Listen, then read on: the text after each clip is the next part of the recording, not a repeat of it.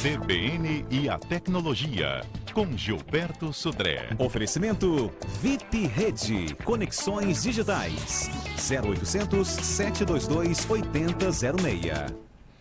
Olá, Gilberto, bom dia. Bom dia, Fernanda, bom dia, ouvintes da CBN. Hoje, no CBN Tecnologia, a gente fala de que rede social não é ambiente para criança, nem informação de criança, não é isso, Gilberto? Exatamente, Fernanda. Uma pesquisa, inclusive, publicada semana sobre da Tecnoblog, fala aqui uma estatística surpreendente. 25% dos bebês, eles já têm perfil na web antes de nascer, criados pelos pais. Os pais já criam nas redes sociais um perfil das crianças e começam a alimentar ali com fotos da mãe, né, esperando o neném, depois que o neném nasceu. Então veja, antes da criança, inclusive, nem estar andando, já tem lá o perfil da rede social, com um monte de amigos em relação a isso. E muitas pessoas não entendem exatamente os riscos que tem esse compartilhamento de informações das crianças, principalmente nas redes sociais. Então, vamos dar aqui algumas dicas de fotos que você não deve publicar na rede social do seu filho. Então, primeiro, fotos com registro de localização. Muitos smartphones e câmeras fotográficas, eles colocam uma marcação na foto dizendo aonde ela foi tirada. O GPS captura o local e coloca lá na foto aonde ela foi batida, foi tirada. Então, você pode desabilitar essa função no smartphone para que exatamente a foto não tenha marcação de local. Primeiro ponto. Segundo ponto, fotos de crianças tomando banho ou crianças nuas, né, também não devem ser publicadas, porque infelizmente muitas pessoas mal intencionadas capturam essas fotos da internet e acabam publicando isso em sites de pedofilia ou fazem outros usos dessa questão. Né? Fotos, por exemplo, com o uniforme da escola, fotos que deem pistas de onde a criança mora, com o número da casa, nome da rua, ou mesmo a criança no escritório, junto do ambiente de trabalho do pai. Tudo são informações que podem ser, de alguma maneira, utilizadas por pessoas mal intencionadas para fazer a questão de sequestros ou ameaças, ou mesmo fazer algum tipo de publicação indevida do ambiente ou do local onde a criança mora, né? Foto da criança em alta qualidade também não deve ser publicado. Esse tipo de foto pode ser capturada, pode ser editada, pode ser utilizada para várias situações, ou uma criação de um documento falso, coisa parecida em relação a isso, né? Outra questão muito importante... É espaço para novas amizades, para colaborações, troca de informações, mas também para os espertos. Exatamente, exatamente. Não pode, outra questão também importante, Fernando, muitos pais colocam foto dos seus filhos junto com seus amiguinhos. Será que os outros pais das outras crianças autorizaram que você colocasse foto dos seus filhos na internet? Então, nunca publique foto de outras crianças junto com o seu filho sem autorização dos pais, né? Outra questão é fotos que possam, de alguma maneira, servir de bullying para a criança no futuro. Então, fotos delas, talvez, sentada no vaso ou coisa parecida, ou seja, isso também não deve ser publicado em relação a essa situação. Ah, e tem quem faz isso? Tem também, tem bastante, né? Não tem o que fazer, né? Não, exatamente. Outra questão é foto de criança perto de objetos de valor, por exemplo, tablets, smartphones, videogames. Isso, de alguma maneira, acaba chamando a atenção de pessoas mal intencionadas com essa situação. E, por último, não confie nessa questão de privacidade dita pelas redes sociais. Ou seja, você publicou uma foto e disse lá que vai ser só para os seus amigos que vão ver. Na verdade, seus amigos podem capturar essas informações e republicar essa foto com outro formato ou num outro local sem você saber. Então, bullying, roubo e sequestro estão entre os riscos mais comuns nas famílias que expõem suas imagens, né, e suas fotos inadequadas à internet. Gilberto Sodré já está aqui conosco. No primeiro bloco desse quadro, nós falamos sobre os riscos de você dar informações pessoais, seus familiares e principalmente, gente, de crianças nas redes sociais. Gilberto já apontou que existem coisas absurdas que podem levar a bullying. Se você está postando, inclusive, foto de suas crianças com amiguinhos, você precisa de ter autorização dos demais pais para fazer esse tipo de exposição. Desmarque a opção localização, porque, olha, na rede tem gente boa, como também tem gente muito esperta e até maldosa, né, Gilberto? Exatamente. Essas são as principais orientações. Mas hoje a gente tem muita coisa para falar, né, Gilberta? Até porque há uma ameaça aí de pane no sistema de e-mails, de muitos e-mails do Espírito Santo e do Brasil, de um modo geral, por conta de uma correção, né? Exatamente, Fernanda. A falha que foi descoberta de segunda para terça-feira foi a falha, na minha visão, do tempo que eu tenho usando a internet, mais grave que foi detectada até agora. A falha, basicamente, ela afeta todos os sites que têm o HTTPS, aquele cadeado fechado, né? O que a falha proporciona? Que um hacker remotamente pode monitorar o tráfego que aquele site está recebendo e está enviando, inclusive quebrando as senhas, né? Ou seja, aquela criptografia. Com isso, o hacker pode remotamente, ou seja, de longe, ele consegue monitorar tudo que você manda para o site, ou seja, seu login, sua senha e tudo que o site manda para você. Isso expõe centenas de milhares de pessoas que usam esse tipo de site na internet e na verdade, a ideia seja que num momento um pouco mais para frente, depois que os sites corrigirem esse defeito, que é um defeito que é conhecido, já pode ser corrigido, aí sim os usuários têm que trocar a senha. Por enquanto, não é interessante trocar a senha, porque os sites têm que corrigir essa vulnerabilidade primeiro. E alguns sites, por exemplo, que foram identificados essa vulnerabilidade são o Facebook, o Google, o Gmail, o Yahoo Mail, o Dropbox, o LastPass e o SoundCloud. Esses são sites que, conhecidamente, têm essa vulnerabilidade e em algum momento no futuro os usuários vão ter que trocar a senha desses sites. Alguns sites que não têm essa vulnerabilidade, que foi identificado, por exemplo, o LinkedIn, o Amazon, a Microsoft, o Hotmail também, PayPal e Evernote. Esses sites foram identificados que não têm esse tipo de problema, porque eles já tinham sido atualizados há bastante tempo em relação a isso, né? Então, ou seja, essa é uma preocupação importante, é uma falha bastante grave de segurança, que afeta basicamente sites importantes, como eu falei aqui agora nessa situação, né?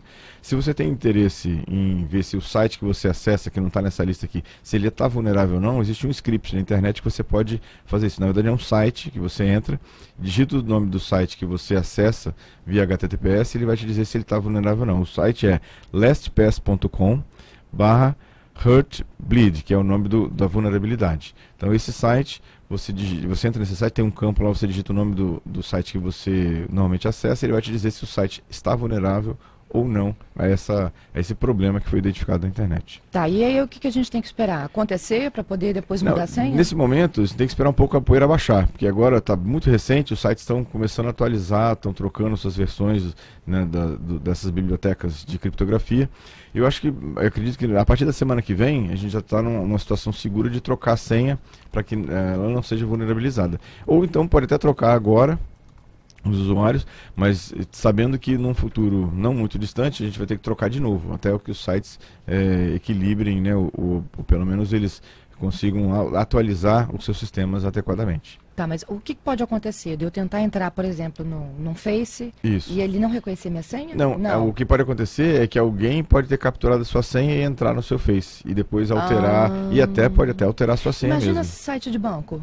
Tem essa ameaça? O banco não tem problema, porque os bancos em geral, eles têm, além da criptografia do SSL, que é esse do cadeado fechado, tem aquele módulo de segurança que o banco pede para instalar.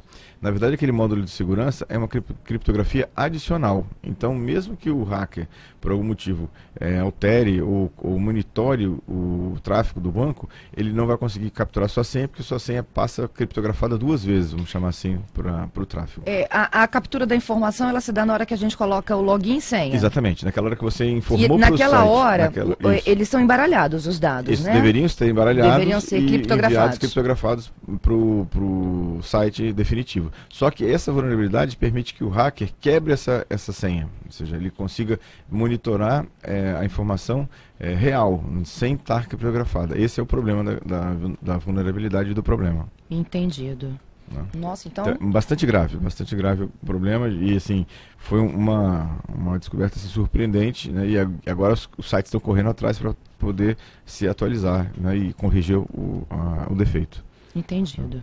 Olha, voltando à questão das redes sociais, né, da utilização lá de fotos, imagens, vídeos, enfim. A gente dá um salto aqui das redes sociais, mas com uma dica legal do Gilberto hoje, de como não fazer com que fotos de crianças, né, fiquem muito expostas Exatamente, nas redes. né, nas redes sociais, exatamente. Como a gente falou, várias dicas aqui, né, de você não colocar esse tipo de informação, né, nas redes sociais, porque A gente pode limitar o acesso? Pode. Pode. O que acontece, até o André Damasceno mandou uma mensagem aqui pra gente, obrigado, André, pela participação, que o problema não é compartilhamento, segundo o André, mas eu posso criar listas no Facebook.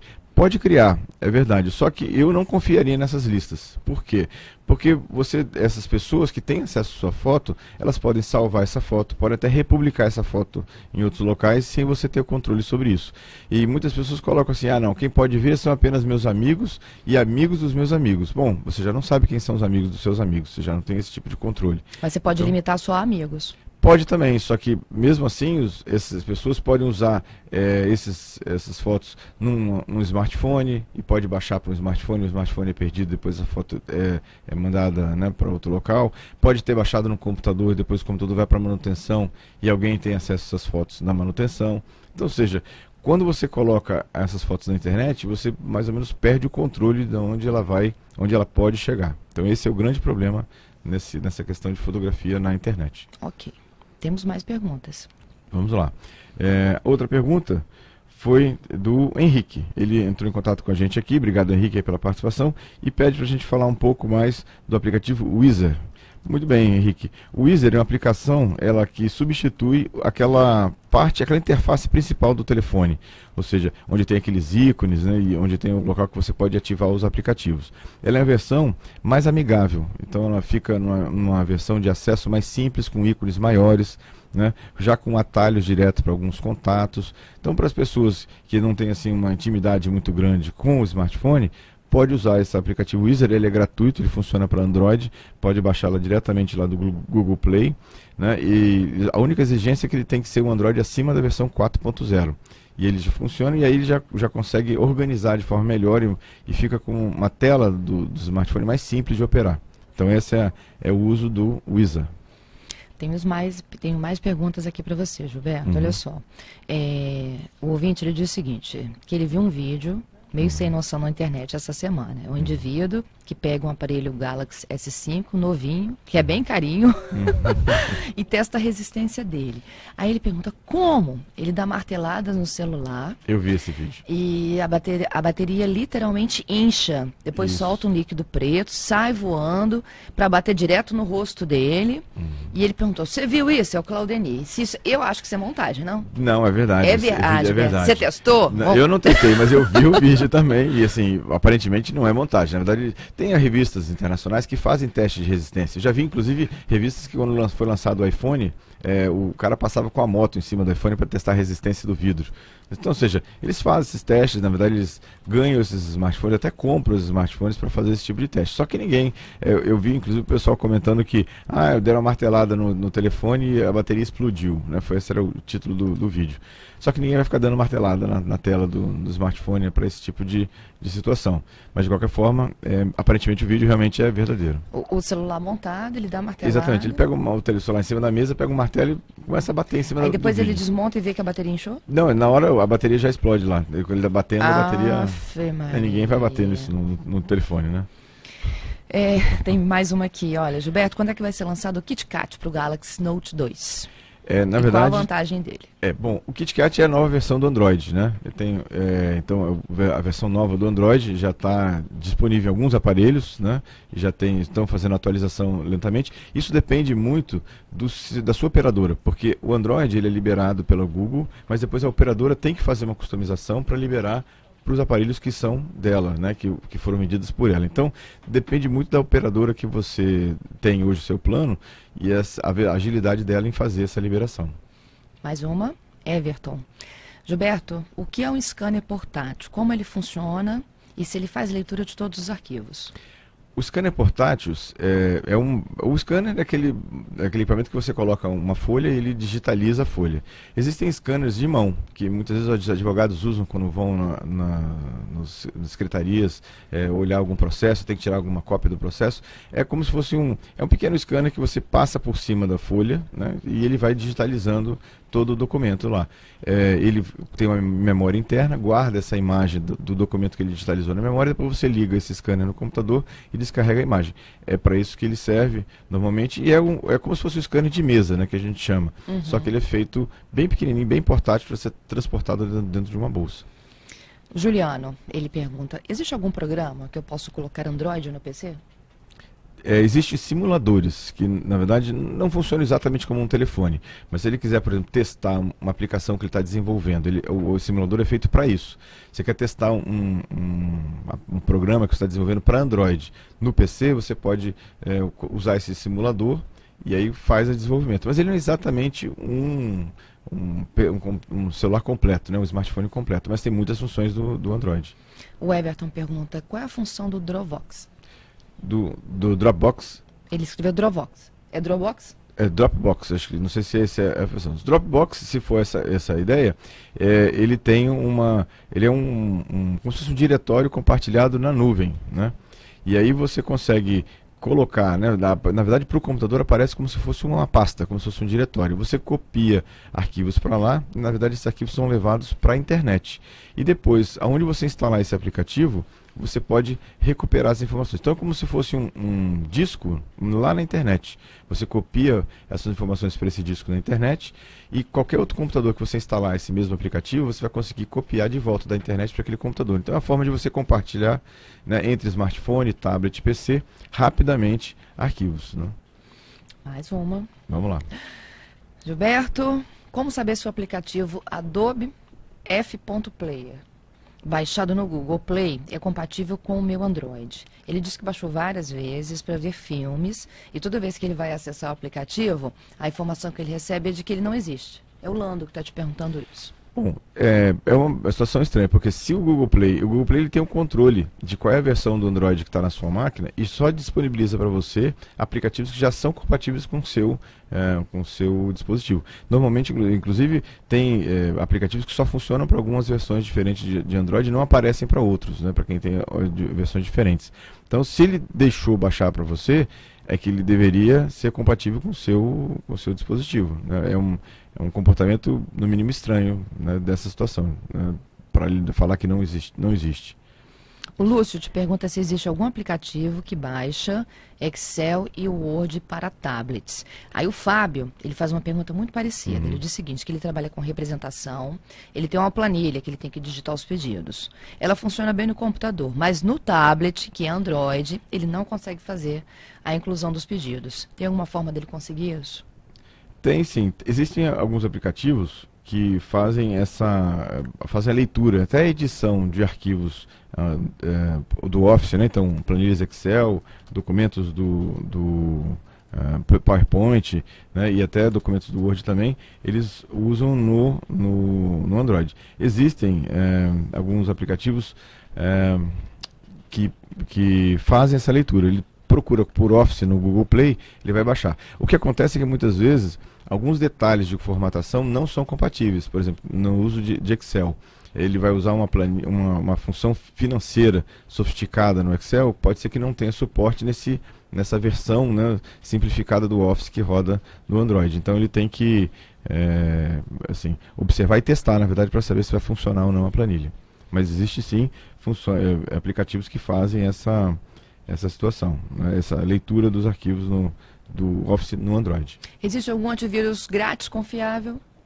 Olha só, para Android, se for para smartphone, eu recomendo dois, o Lookout ou o Avast, né? Se for em PC, o Avast é um bom antivírus gratuito que pode ser utilizado no PC. Tá. Só para eu entender aqui, a gente falou sobre o tablet do Fábio? Das planilhas? Sim, falamos agora, exatamente. Tá, ok. Bom, então acho que a gente pode já ir, né, para o aplicativo.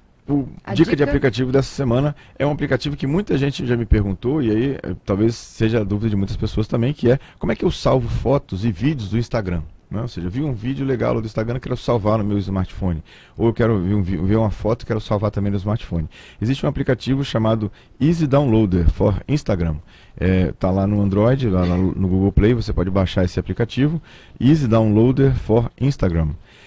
Instala o aplicativo, na página inicial lá do aplicativo você vai marcar para Download Mode, e aí toda vez que aparecer uma foto ou um vídeo que você quer salvar, vão ter 3 pontinhos que ficam no canto inferior direito da foto ou do vídeo.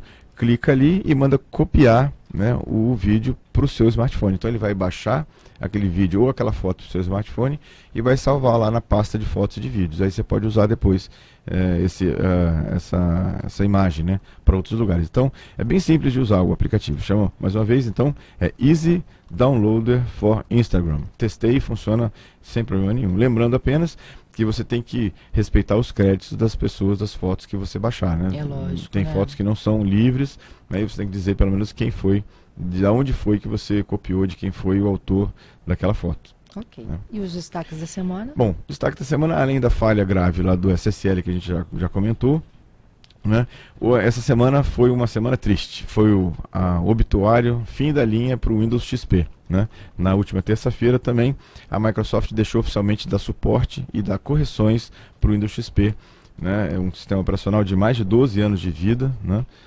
Que muita gente fez muitos fãs aí, porque é um sistema operacional que funcionou, que funciona, né? Inclusive acho que esse foi o maior problema dele, que ele funcionava muito bem, então muitas pessoas ficaram realmente fãs do Windows XP, e mesmo assim, em março, na estatística, Fernanda, está no fim da linha do Windows XP, 27% dos computadores desktop do mundo ainda usavam o Windows XP. Né? E vão ter que migrar. E vão ter que migrar. Agora, então quem tem o Windows XP ainda na máquina, minha sugestão é que migre ou para o Windows 7 ou eventualmente para o Windows 8. Na verdade, minha sugestão é que migre para o Windows 7. O Windows 8 ainda tem alguns probleminhas, mas de maneira geral, a ideia agora é migrar, não tem muito jeito. Né? Uma notícia também que não muito boa essa semana foi que a Receita Federal anunciou que vai mudar a forma de cobrança dos impostos de compras que são feitas em sites internacionais. Na verdade, o volume de compras em sites internacionais cresceu muito, né, nos últimos anos. O brasileiro gostou de comprar nesses sites, então vinham muitos pacotes e a Receita estava sem estrutura suficiente para poder cobrar os impostos. Na verdade, os impostos cobrados, os tributos que são devidos quando compra alguma coisa em um site internacional, 60% do valor como taxa de importação e mais o ICMS, eu tenho que pagar. Isso só não é cobrado se quem está te mandando a informação é a pessoa física. Se a pessoa física de lá para cá, não tem problema, não tem essa cobrança, tem uma isenção de até $50. Agora, quando eu compro de um site ou de uma empresa estrangeira, esses impostos são devidos na totalidade. Então, a Receita Federal não estava cobrando porque ela não tinha estrutura para isso. O que ela fez? Fez um acordo com os Correios de vários países do exterior e ela vai receber a informação quando o pacote é despachado. Então ela já vai saber que o pacote está vindo na hora que ele foi despachado lá da origem. Então ela já vai conseguir automatizar essa cobrança e aí a situação vai ficar bem mais complicada para quem compra equipamentos ou produtos ou qualquer coisa no exterior. Provavelmente todos eles vão ser cobrados. Hoje, atualmente, uma pequena parcela só que era cobrado. O resto passava em branco, né, vamos chamar assim. Né? E por fim, o Netflix, a gente falou tanto de 4K aqui, né, aquela tecnologia nova de vídeo de alta resolução. O Netflix acabou de oficializar essa semana que vai liberar o seriado House of Cards, né, para transmissão via internet através do 4K. Então já está disponível nos Estados Unidos, não tem ainda um prazo específico para o Brasil, mas já está disponível nos Estados Unidos e aí vê que o 4K chegou mesmo para ficar. Né? Gente, todas essas informações daqui a pouquinho, dentro de mais alguns instantes, em nosso site cbnvitoria.com.br. Tem dúvidas, sugestões? Além de todos os nossos canais de interação, você pode mandar direto para o Gilberto no CBN e a tecnologia, @gmail.com, às sextas ao vivo. A gente responde as dúvidas dos nossos ouvintes sobre o mundo virtual. Exatamente, Fernanda. Também quem quiser tem o meu site no gilberto.sudré.com.br. Um grande abraço a vocês, nossos ouvintes, um grande final de semana e até a próxima sexta-feira.